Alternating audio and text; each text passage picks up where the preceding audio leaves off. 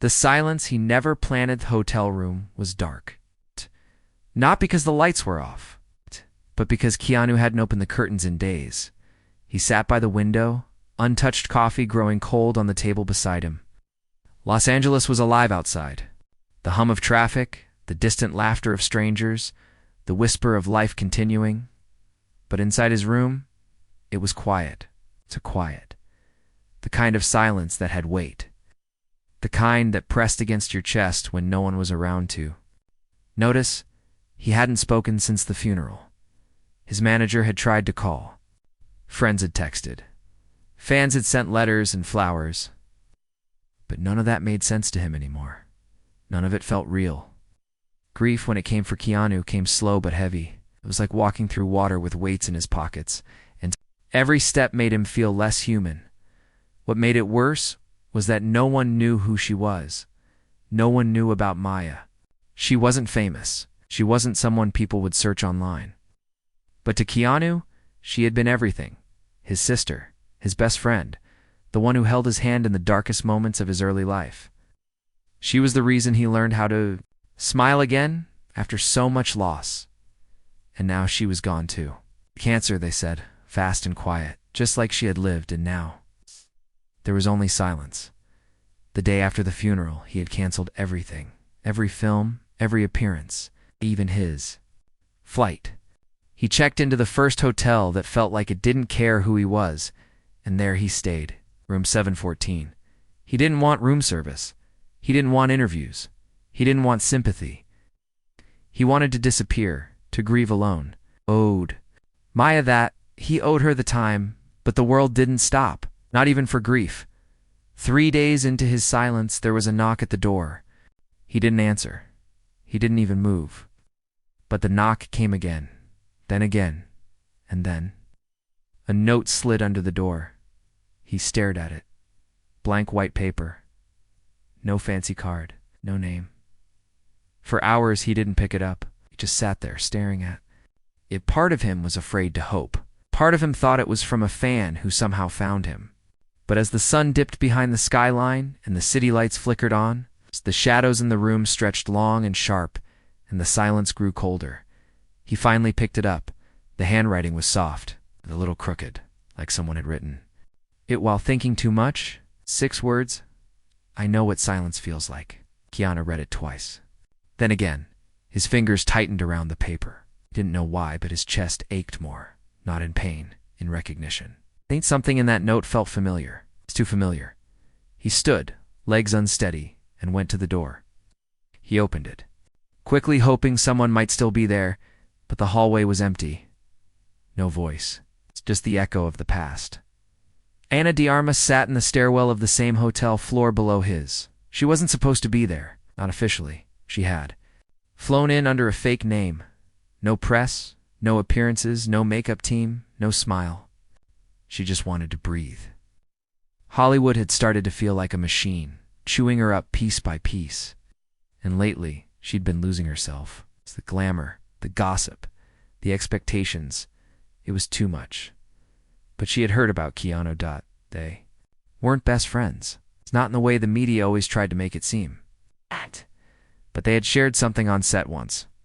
Not a romance, not a fling, just a moment. Quiet, real, human. He had once waited for her after a long day when no one else did. He didn't speak much. Just sat beside her, sharing silence like it was a language. She never forgot that, so when she heard he had vanished after losing someone, she understood Ana hadn't lost a sibling. But she had lost herself slowly over years, and silence was something she knew well. She had written that note after pacing for an hour. She didn't plan to send it. She thought it would be silly, but something in her heart said it was the right thing. Not because it would fix anything, but because maybe, just maybe, someone needed to know they weren't alone. That night, Keanu didn't sleep. But for the first time in days, he got up and opened the curtains.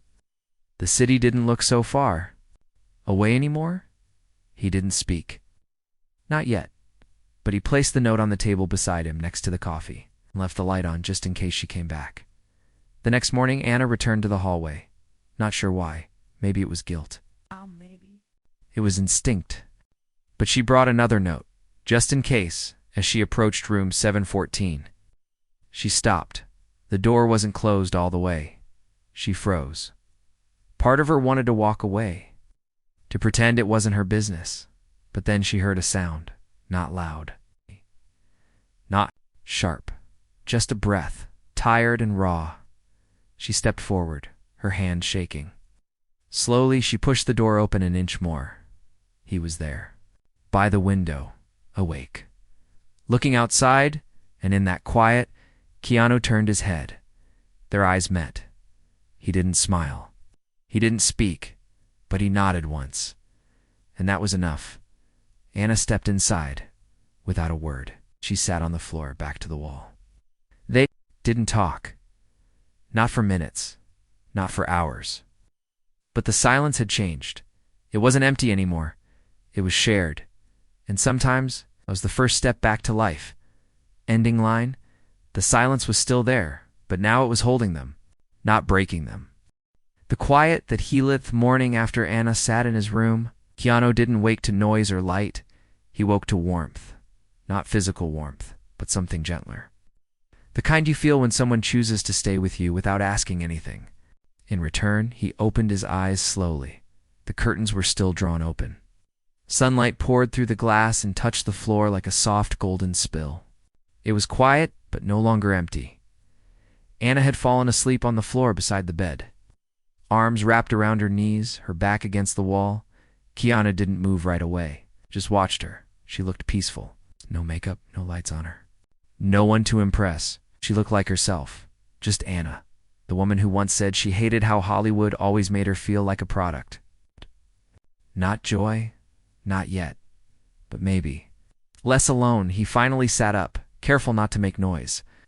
It had been days since he stood for longer than a few seconds, and his body felt stiff, heavy. But he moved. He walked slowly to the small desk in the corner of the room. Beside the cold coffee was her note. I know what silence feels like. He touched it again, not just with his fingers, with his thoughts, and then, for the first time in 4 days, he picked up a pen. Anna stirred awake about an hour. Later, her neck ached. Her back was sore. But her eyes opened to something she hadn't expected. Keanu was sitting at the desk, facing the window, and there was a second note beside hers. Her heart skipped. She walked over slowly, afraid to ruin the moment, but she couldn't help it. She picked up the paper.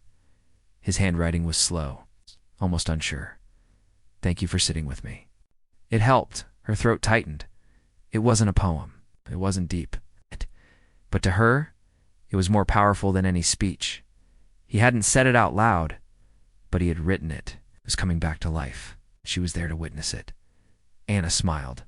Just a little. She didn't speak yet. She didn't want to break the gentle rhythm they had found. Instead, she sat beside him on the window seat, knees tucked close to her chest. The city stretched wide beneath them, full of strangers, noise, and motion. But here there was peace. By the third day, Keanu asked her a question. His voice was rough, like it hadn't been used in years. Do you think it ever really goes away? Anna turned her head slowly. She didn't pretend not to understand. No, she whispered. But I think it changes. Like it doesn't cut the same way forever.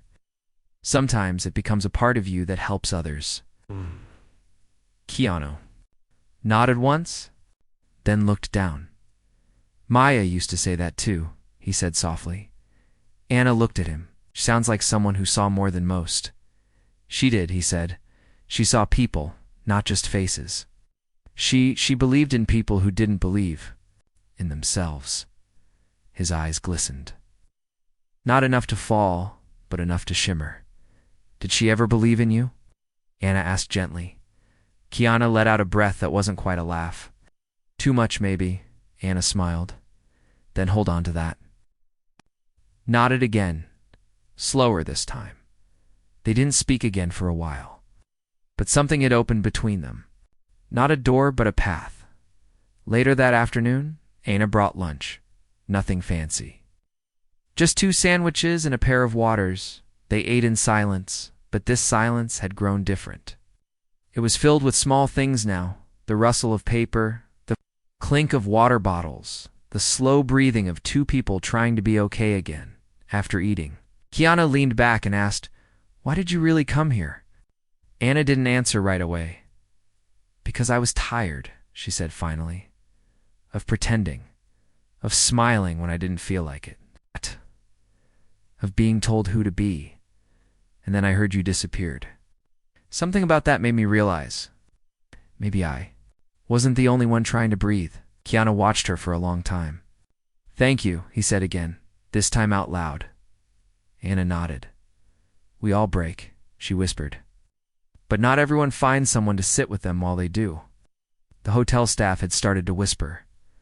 Room 714, they said, had been booked under his name, but now there was a woman coming in and out. She wasn't loud. She wasn't dressed like the stars they were used to seeing, but she moved with care.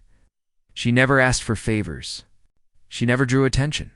She was there for him, and even the bellhop, who brought them extra towels that evening, could feel it. There was something sacred about their silence. He knocked, left the towels, and walked away. But before he did, he saw something through the small gap in the door. He saw Keanu and Anna sitting side by side, a notebook between them. Both were writing, slowly, passing it back and forth without saying a word. They were telling each other stories, not out loud, but with pen and paper, one word at a time. It was one of the most beautiful things he'd ever seen that night. Anna left early. She had a press call in the morning, one she couldn't avoid. Before leaving, she stood at the door, hesitant. "Will you be okay?" she asked Keanu. Looked at her for a long time. Then he said something that made her eyes water. "I'll miss the silence when it's gone." She smiled, walked over and placed her hand gently on his. "Then keep a piece of it," she whispered. "Write something tonight just for you." He nodded. She turned to leave, but before she opened the door, he called her name. "Anna." She turned. Keanu looked straight at her. "Thank you for believing. I could still feel." Anna didn't speak. She just smiled, eyes soft, then closed the door behind her. That night, Keanu wrote 3 pages about Maya, about grief, about the way sunlight looks different when someone's gone. He didn't cry, but when he finished, he placed Anna's note beside his on the table and smiled for the first time in days.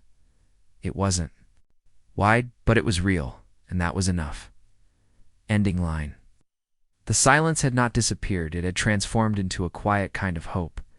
Paper bridges and broken stars. Next morning, Keanu woke up early. It's not because something startled him, but because for the first time in over a week, he wanted to. He sat up in bed, rubbed his face, and looked around the room. It wasn't dark. Any more sunlight filled the space through the curtains he had left open. The little round table near the window still held 2 pieces of paper, hers and his. 2 quiet confessions that changed the air in the room. His eyes drifted to the notebook. He had written until midnight. Not everything made sense. Some pages were just scattered thoughts.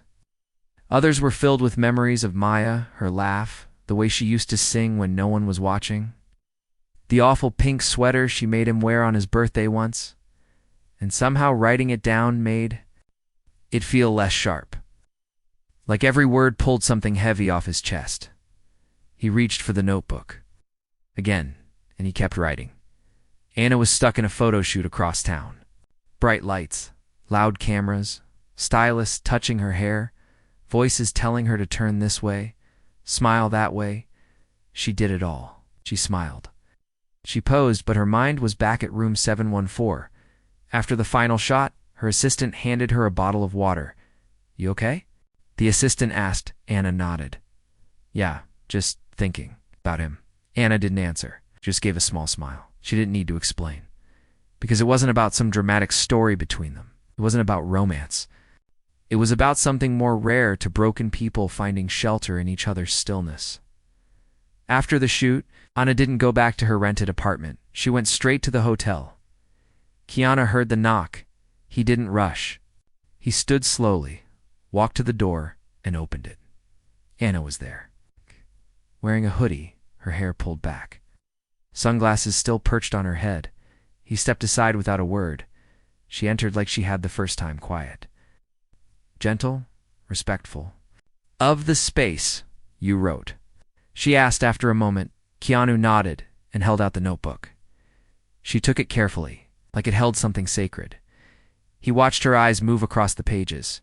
Her breath changed. Her hands tightened slightly on the edge of the cover. You loved her a lot, Anna whispered.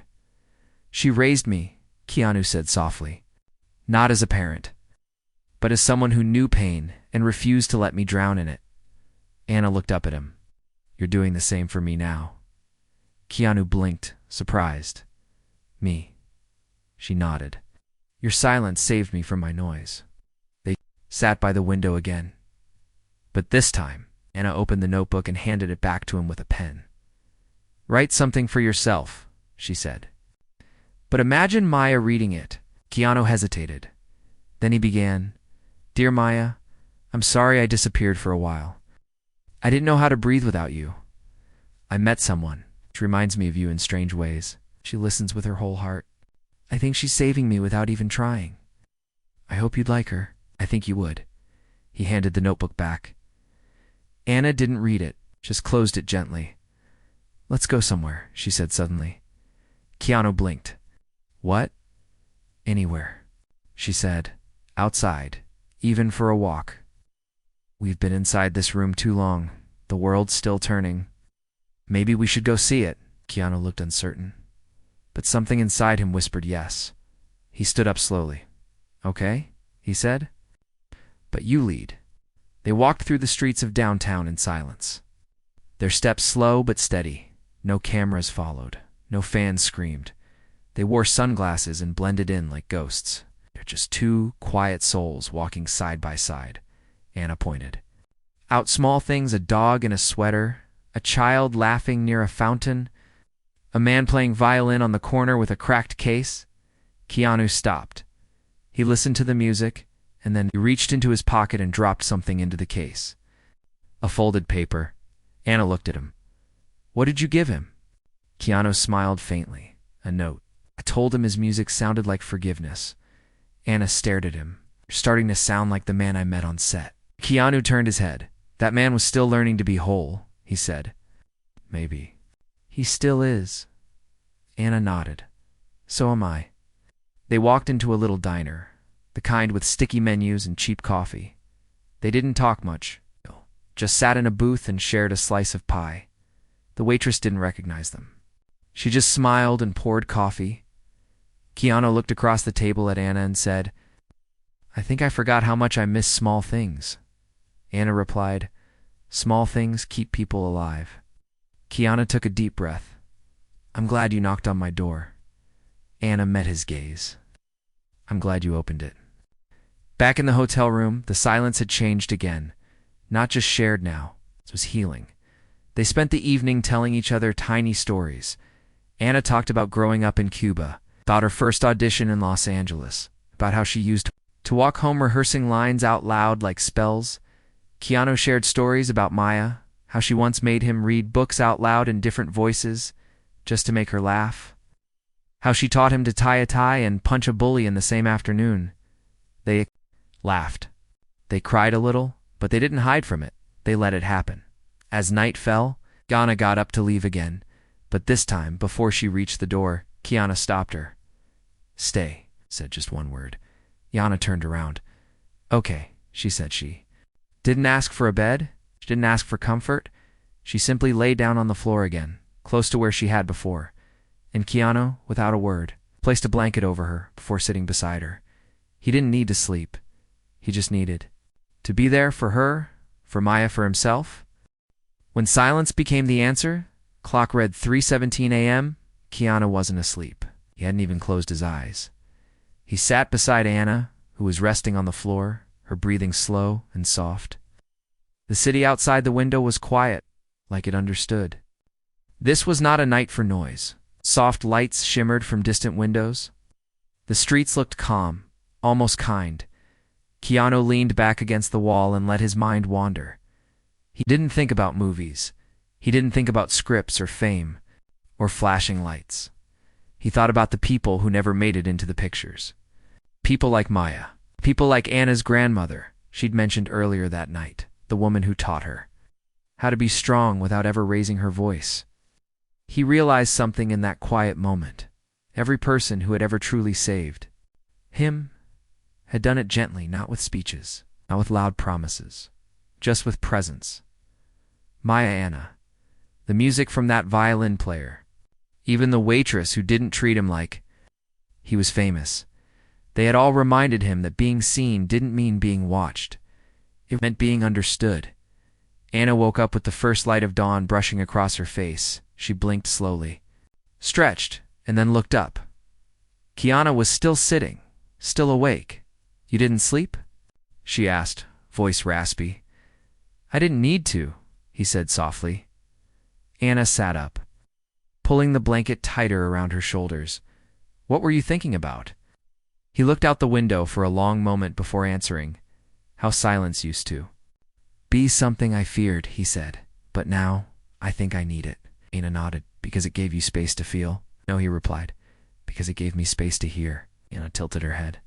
"Hear what?" "Self," he said. "The part I buried." They had breakfast in the room, toast, fruit, and coffee from the little shop across the street. Keanu insisted on going to get it. When Anna offered to come, he said, "No, I think I want to do this alone." She understood. He was learning to step back into the world again, one quiet errand at a time. When he returned, he had a second surprise. He handed her a folded piece of paper. "What's this?" she asked. "A letter," he said. "I wrote it last night." "For who?" Keanu looked at her gently. "For you." Anna paused. Slowly, she opened the note. It read, "You didn't save me with noise. You saved me with stillness. Thank you for not trying to fix me.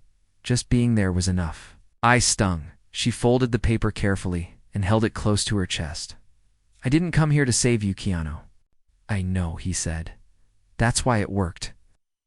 Later that day, Anna received a call from her team. They needed her for a panel that evening. She was torn. The idea of stepping back into the spotlight after the last few days felt wrong. Rushed, forced, but Keanu looked at her and said, "Go." "Are you sure?" "Yes," he nodded. "Go remind them who you really are." Anna hesitated. "And what if they don't care?" Keanu reached out, placed his hand over hers. "They will. Because you'll speak the way you sat beside me." With honesty, the event was loud. People were shouting her name. Cameras flashed. Anna smiled. But it wasn't the usual smile. It wasn't polished or perfect. It was real. When the panel started, they asked her the usual questions about upcoming films, red carpet plans, endorsements, but halfway through, the moderator asked, "What's one thing Hollywood never taught you, but you had to learn on your own?" Anna went quiet. She looked at the crowd, at the camera lenses, at the bright stage lights. Then she took a breath and said, "How to sit with someone in silence, how to listen without fixing, how to stay when things get hard." The room went still. "I learned that healing doesn't happen in headlines," she said. "It happens in hotel rooms at 3 a.m. when someone finally says something they've been too afraid to feel, or when they write it down instead." Someone in the back of the room clapped, then another soon. The whole crowd followed, not because of the words, but because they could tell they were true. Meanwhile, back in the hotel room, Keanu watched the interview from his phone. He had never been the kind to follow media, but this moment he didn't want to miss. He heard her speak, and for the first time in years, he cried, not because of pain, but because someone had turned their shared silence into something powerful, into something that could help others. And in that moment, realized, maybe Maya was right all along. Maybe kindness didn't need a stage. Maybe just needed someone brave enough to show up.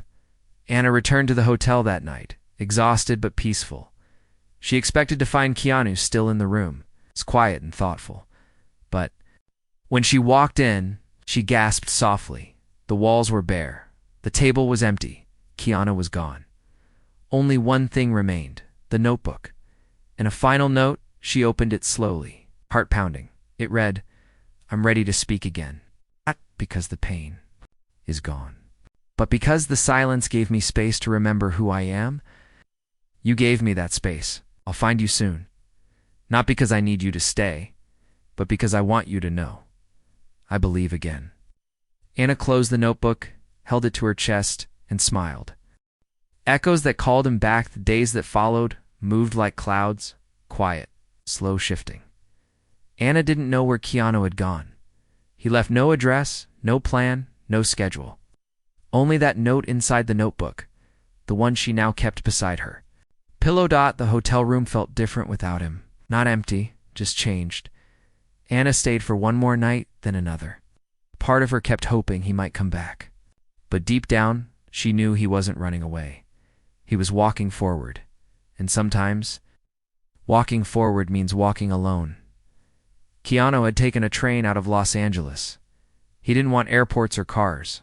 Uvi didn't want to be above the world. He wanted to move through it. He sat near a window, watching trees blur into fields, fields blur into small towns. He wore a hoodie, a cap pulled low.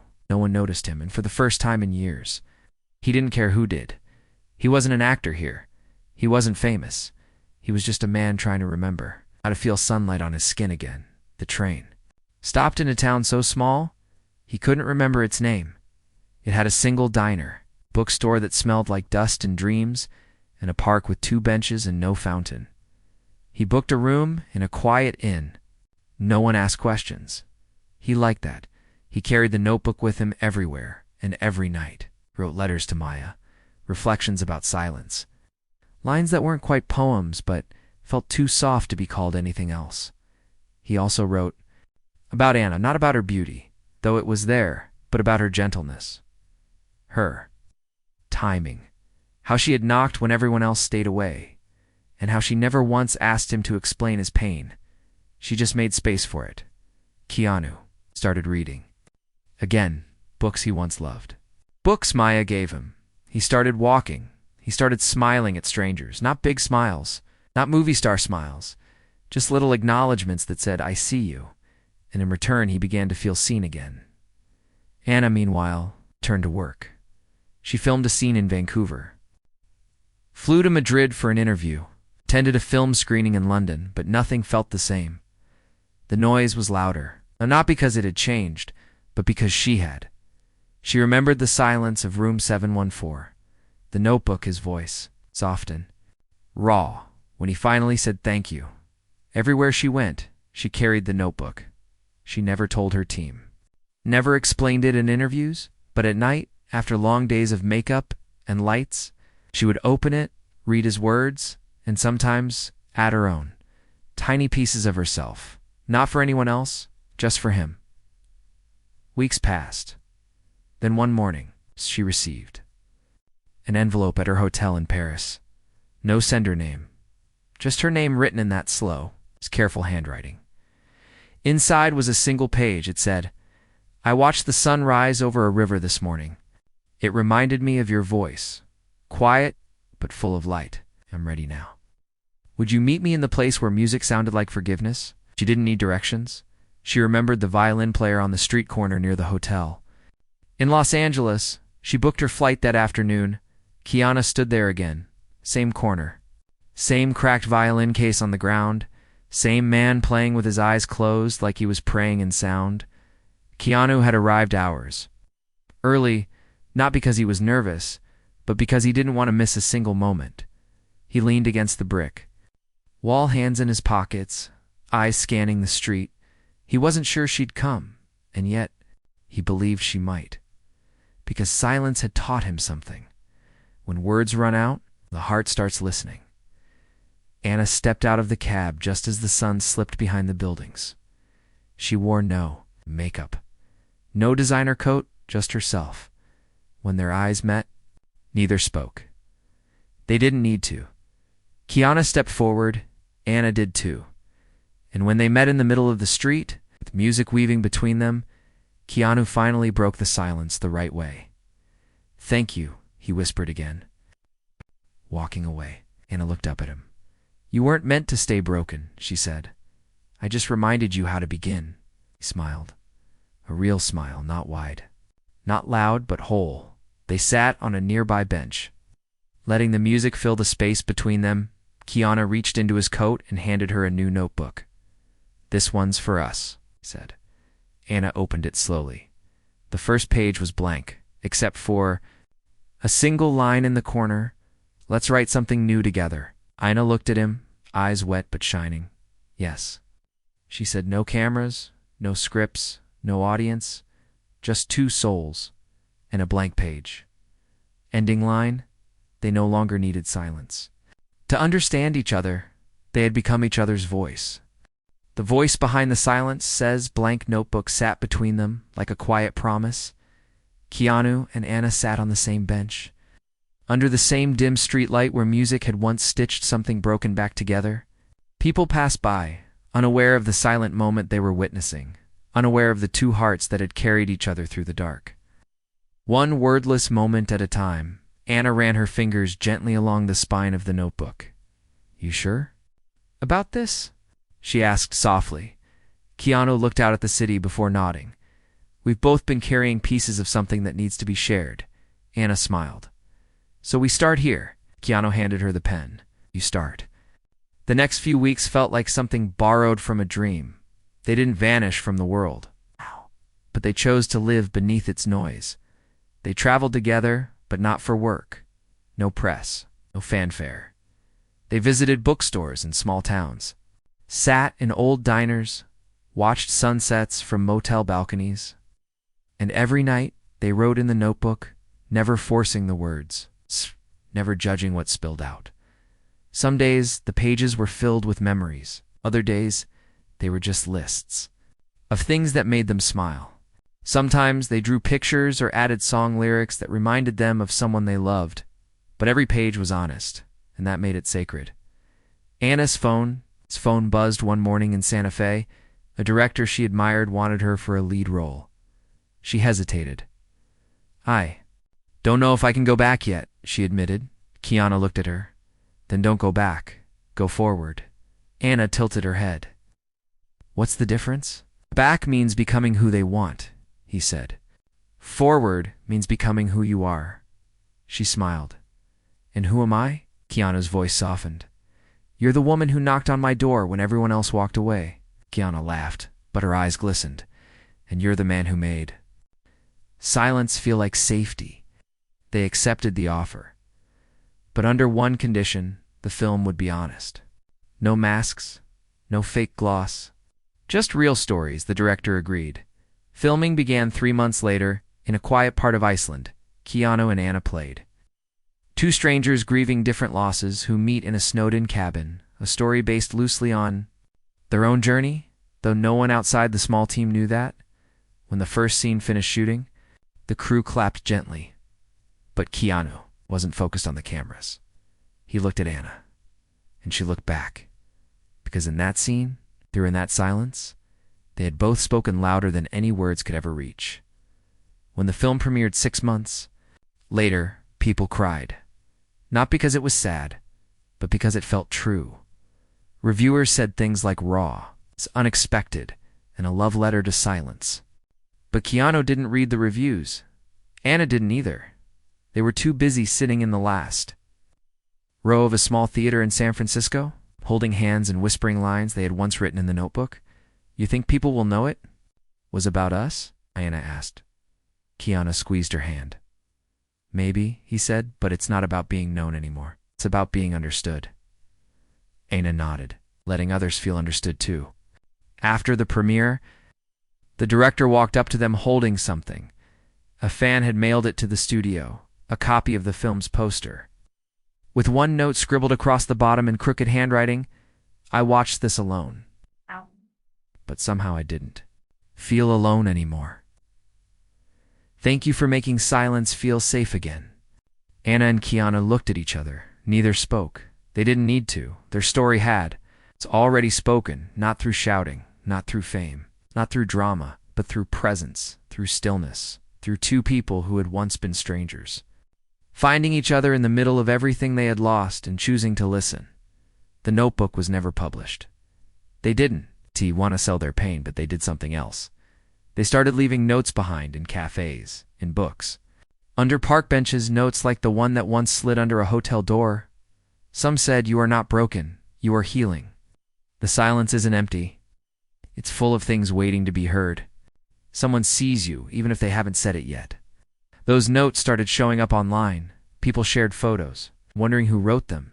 No one knew, except to quiet souls who once met in room 714 and chose to rewrite their stories, one page at a time. And late one night, years later, a girl in another city would find one of those notes tucked inside a used book. She would read it, cry a little, and she would believe, maybe for the first time in months, that healing was possible. She'd never know Keanu wrote it. She'd never know Anna folded it with care, but she'd feel what they always hoped others would feel. That silence can hurt, but it can also hold. And sometimes when shared, it saves.